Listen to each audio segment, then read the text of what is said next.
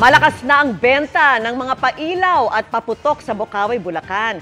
Pero para sa mga nag-iingat disgrasya at umiiwas polusyon, torotot ang pakay bilhin. Yan po ang live na tinututukan ni Rafi Tim. Rafi! Vicky, tuloy nga yung pagdating ng mga mamimili dito sa Bocaue, Bulacan, lalo pat tumila na yung ulan. Maghapon ay walang patid yung dating dito ng mga namimili ng mga paputok at pailaw kahit na maghapon. Mula pa kanina umaga ay hanggang pagkatapos ng tanghali ay umuulan dito at makulimlim dito sa Bocaue, Bulacan. Sa kabila ng ulan, hindi natinag ang mga parokyano ng mga paputok dito sa Bocaue, Bulacan. Ang dalawang compound ng tindahan ng mga paputok na ito hindi na ubusan ng customer sa maghapong operasyon. Ang tindahan ngang ito, walang patid ang dating ng mga namimili ng paputok at mga pailaw. Isa na rito ang taga-Denmark na si Lars kasama ang kanyang Pilipinang misis. Ngayon lang daw siya nakakita ng ganito kadaming paputok at pailaw sa iisang lugar. Is it your first time to have your own fireworks display? Yes, it is. Yes, it is. First time. That's why you're excited. Yes, it is. Very good. Sinasabi ng ilan na tila pagsusunog lang ng pera ang paggamit ng pailaw, pero itong si Judy, dinaan na lang sa biro ang kanyang pananaw. Malungkot, wala kasi sinusunog na pera.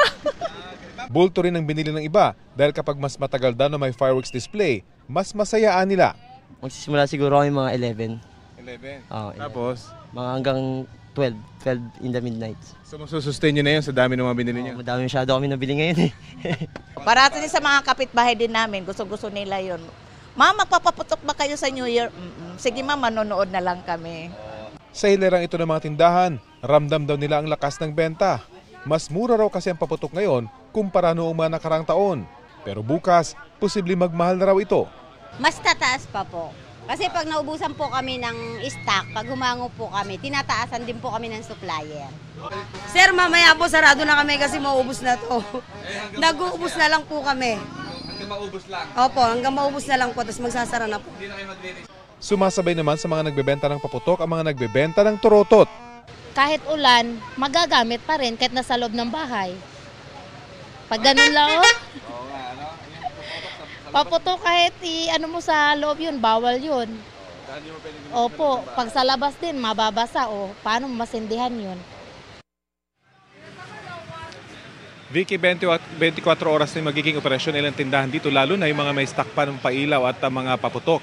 Tsagayin nga lang yung matinding traffic, bagamat hindi naman ito tumutukod dahil nakatutok dito yung mga kawali ng PNP at maging yung mga tauhan ng NLEX para hindi maapektuhan yung daloy ng trapiko sa expressway.